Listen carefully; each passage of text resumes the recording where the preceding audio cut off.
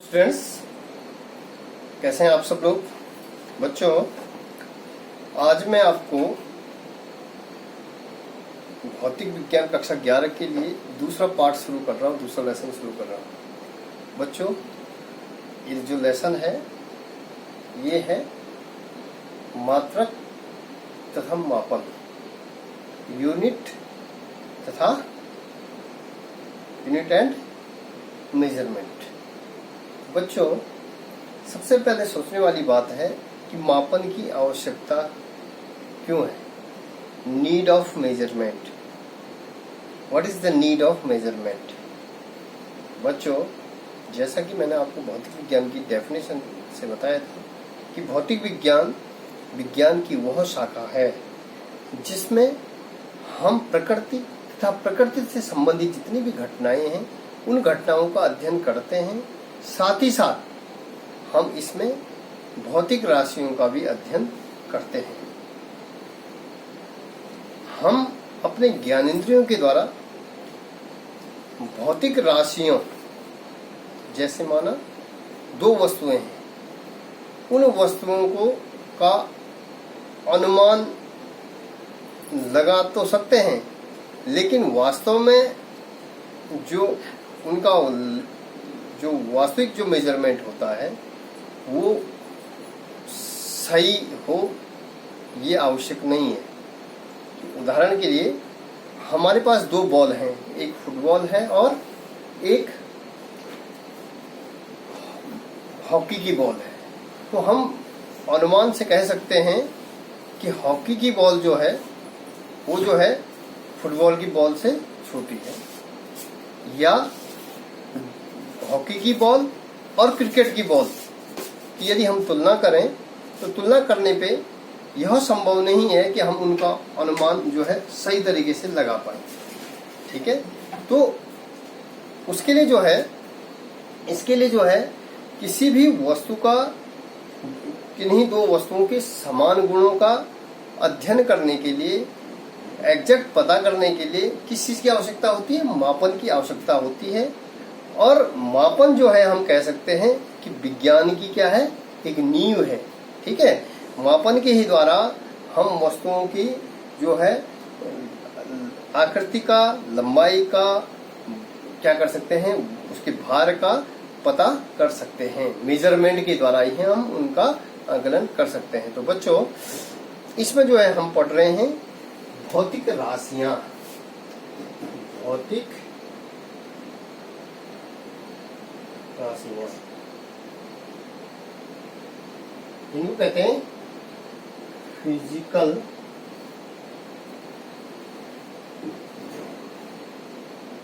Quantities. Physical जो quantities होती हैं, जो भौतिक राशियां होती हैं, भौतिक राशियां वही राशियां कहलाती हैं जिनको हम क्या कर सकते हैं, माप सकते हैं, और जिनको हम जो है जिन भौतिक राशियों को हम भौतिक नियमों के रूप में क्या कर सकते हैं, प्राप्त कर सकते हैं या लिख सकते हैं, वे कहलाते हैं भौतिक राशियां। ठीक है, अब भौतिक राशियां जो हैं, किसी भी भौतिक राशि को क्या किया जाता है, मापा जाता है। ठीक है, मापन किया जाता है। तो भौतिक राशियों को क्या करना, उनको मेजर करना, भौतिक राशियों का उनके मात्रों से क्या करना, तुलना करना, वो क्या कहलाता है, मापन कहलाता है। किसी भी भौतिक राशि का उसके मात्रकों से क्या करना, तुलना करना, वो क्या कहलाता है, मापन कहलाता है। इसको हम क्या कहेंगे, मापन कहेंगे। तो जो मात्रक है, भौतिक राशियां जो है दो प्रकार की राशियां होती हैं। एक तो होती है मूल राशियां, ठीक है, और दूसरा है व्युत्पन्न राशि। ठीक है, मूल राशियां होती हैं फंडामेंटल क्वांटिटीज होगी, और व्युत्पन्न राशियां होगी आपकी डिराइव क्वांटिटीज होगी। ठीक है, अब इन जो मूल राशियां हैं, इन मूल राशियों को व्यक्त करने के लिए, मूल राशियां जो हैं जिनका मान जो है क्या होता है, निश्चित होता है। ठीक है, जो मूल राशियां वे राशियां कहलाती हैं जो अन्य किसी राशियों पर क्या करते हैं, निर्भर नहीं करते हैं, जो क्या होते हैं, स्वतंत्र होते हैं। जैसे मूल राशियां हो जाती है आपकी लंबाई हो गया, द्रव्यमान हो गया, ठीक है, समय हो गया, ये मूल राशियां हो गई। और व्युत्पन्न राशियां वे राशियां कहलाती हैं जो मूल मात्रकों की सहायता से प्राप्त किए जाते हैं। डिराइव जो क्वांटिटीज होती हैं, व्युत्पन्न राशियां वे राशियां कहलाती हैं जो मूल मात्रकों की सहायता से प्राप्त कर सकते हैं।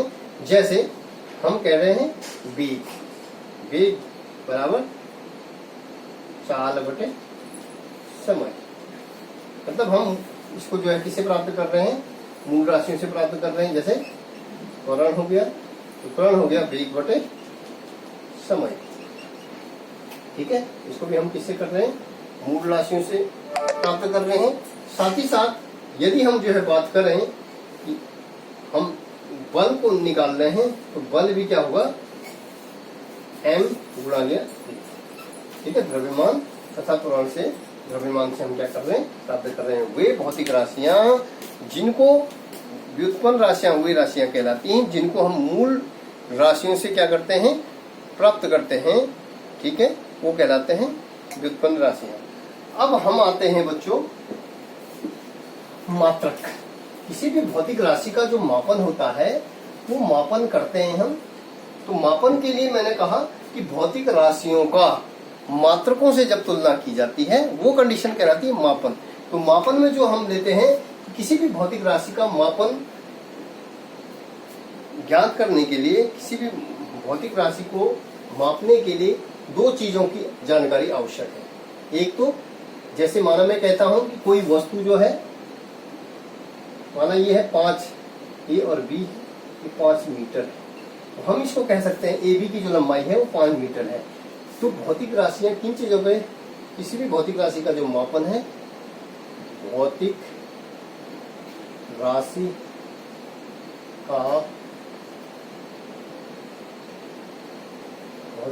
का मात्रक, ये दो चीजों पर निर्भर करता है।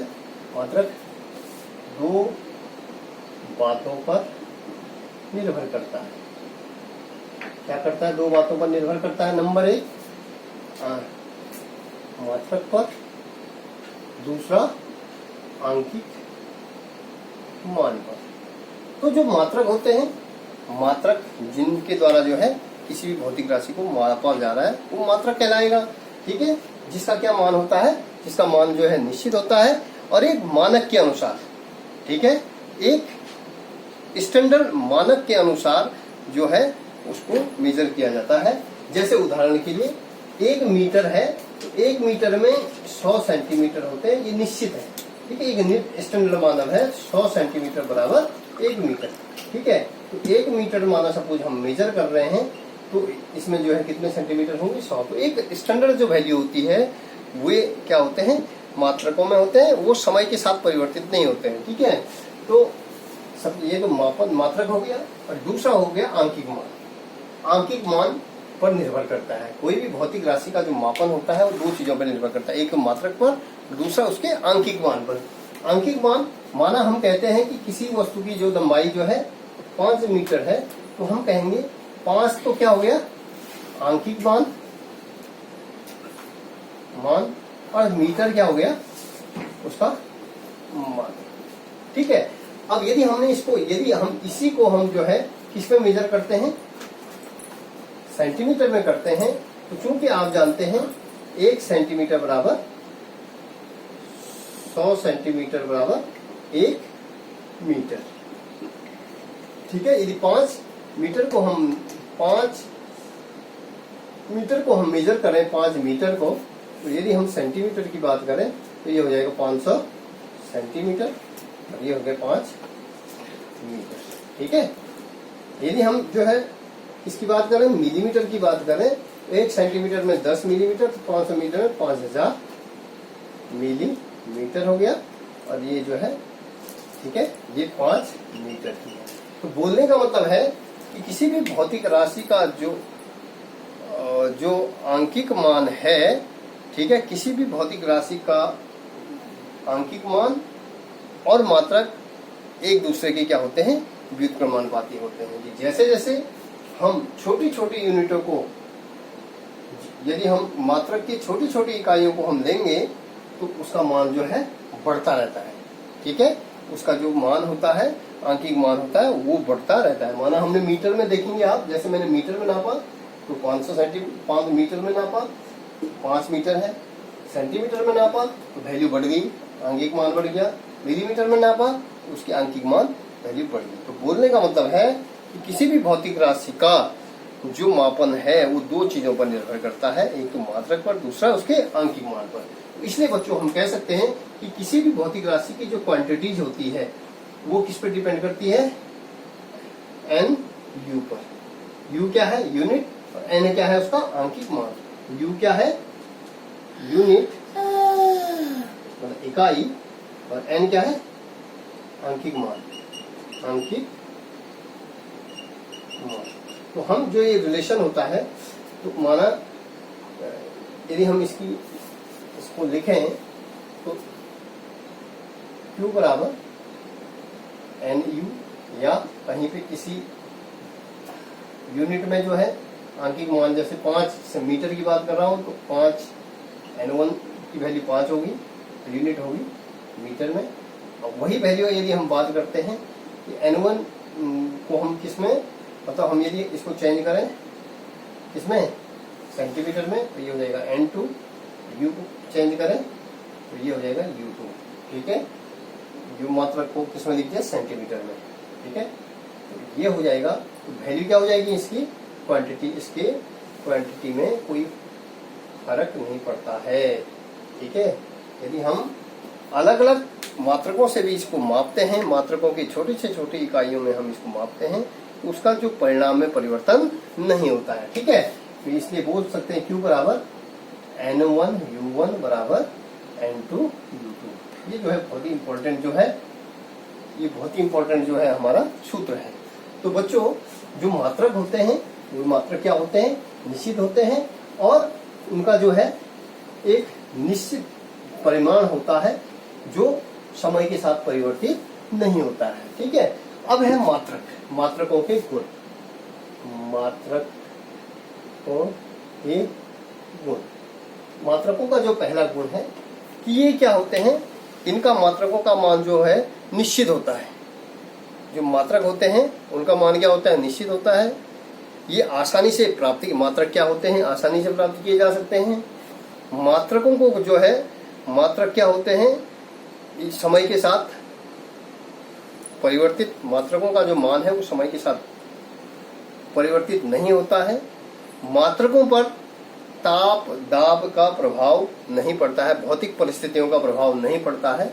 ठीक है, और मात्रकों का आकार भी क्या होता है, निश्चित होता है। और ऐसा नहीं कि मात्रक का समय के साथ, माना अभी यहाँ पे जो है, आज जो है मात्रक का वैल्यू जो है कुछ सालों बाद उसकी वैल्यू क्या होगी, चेंज हो जाएगी। तो समय के साथ मात्रकों में परिवर्तन नहीं होता है। तो मात्रकों के गुण मैंने आपको बता दिए कि मात्रक क्या होते हैं, मात्रकों का मान जो है निश्चित होता है, समय के साथ परिवर्तित नहीं होता है, आकार निश्चित होता है, आसानी से प्राप्त किया जा सकता है। ठीक है, भौतिक परिस्थितियों का प्रभाव इन पर नहीं पड़ता है, ताप और दाब का प्रभाव इन पर नहीं पड़ता है। और यदि कोई इन यूनिटों को चैलेंज कर दे तो इनका जो है, इनका जो एक स्टैंडर्ड मानक होता है वो भी, इनका जो फोटोकॉपी होती है, बोलने का मतलब है यदि किसी ने इस पे जो है ऑब्जेक्शन कर दिया तो हम इनको आसानी से क्या कर सकते हैं, सबको समझा सकते हैं कि वास्तव में मान जो है, जो वैज्ञानिकों के द्वारा निर्धारित किया गया है कि 1 मीटर कितना होता है, ठीक है, 1 सेकंड की वैल्यू कितनी होती है, ये जो है हमारे पास जानकारी होनी चाहिए। तो ये थे बच्चों मात्रकों के गुण। ठीक है, अब जो मूल मात्रक थे, अब मात्रकों में भी जो है मैंने बताया कि जो है मूल मात्रक होते हैं। ठीक है, मूल मात्रक, ठीक है, और व्युत्पन्न मात्रक।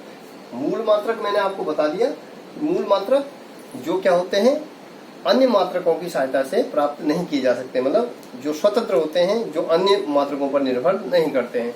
तो जो पद्धतियां हैं, system of unit, system of unit, system of unit, मात्रकों की पद्धति। सिस्टम ऑफ यूनिट, मात्रकों की पद्धति जो होती है वो होती है मात्रकों का जो है, माना सपोज हमारे पास जो मात्रक है, मात्रक और ये हो गए मूल मात्रक और व्युत्पन्न मात्रक, मूल मात्रक और व्युत्पन्न मात्रक। तो मूल मात्रक और व्युत्पन्न मात्रकों का जो समुच्चय होता है, समुच्चय होता है, सेट होता है, वे कहलाता है सिस्टम ऑफ यूनिट, मात्रकों की पद्धति, जिसमें क्या होते हैं, हमारे मूल मात्रक भी होते हैं और व्युत्पन्न मात्रक होते हैं, जिनका टोटल सेट होता है, ठीक है, समुच्चय होता है, जो वो कहलाते हैं सिस्टम ऑफ यूनिट, मतलब मात्रकों की पद्धति। अब मात्रकों की पद्धति जो है, अलग अलग पद्धतियां, 4 प्रकार की पद्धतियों के बारे में मैं डिस्कशन करूंगा। तो पहली पद्धति, मात्रकों की जो पहली पद्धति है वो है आपकी सिस्टम ऑफ यूनिट, मात्रकों की पद्धति। 4 पद्धतियां हैं। कितनी पद्धतियां हैं? 4 पद्धतियां हैं। 4 पद्धतियां, पहला है आपका CGS पद्धति, ठीक है, CGS पद्धति, जिसको देखेंगे आप, ये जो है लंबाई, द्रव्यमान और समय। देखिए, अब सीजीएस पद्धति में इसको मीट्रिक पद्धति भी कहा जा गया, ठीक है। इसमें लंबाई को किसे, सेंटीमीटर से, लंबाई को सेंटीमीटर से मेजर किया गया है, द्रव्यमान को ग्राम से और सेकंड को, समय को सेकंड से दर्शाया गया है, ठीक है। तो इसको कहा गया है सीजीएस पद्धति। उसके बाद जो दूसरा पद्धति है आपकी, वो दूसरी पद्धति है फुट पॉन्ड सेकेंड, एपीएस पद्धति। एपीएस पद्धति के अंदर आप देखेंगे लंबाई को फुट में, द्रव्यमान को पौंड में, ठीक है, या पौंड में, और समय को सेकंड में व्यक्त किया गया है। तीसरा एमकेएस पद्धति।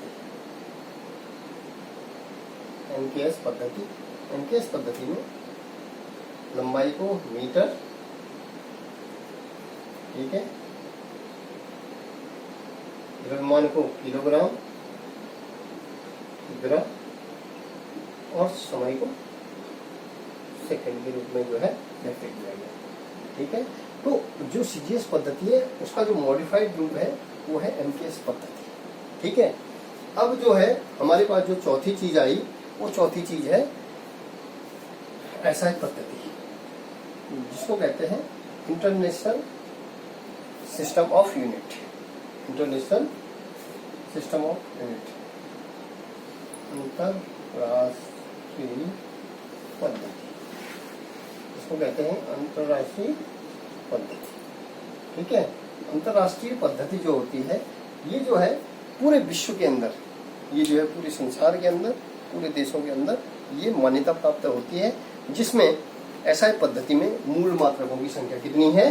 5। एसआई पद्धति में मूल मात्रकों की संख्या 7 है।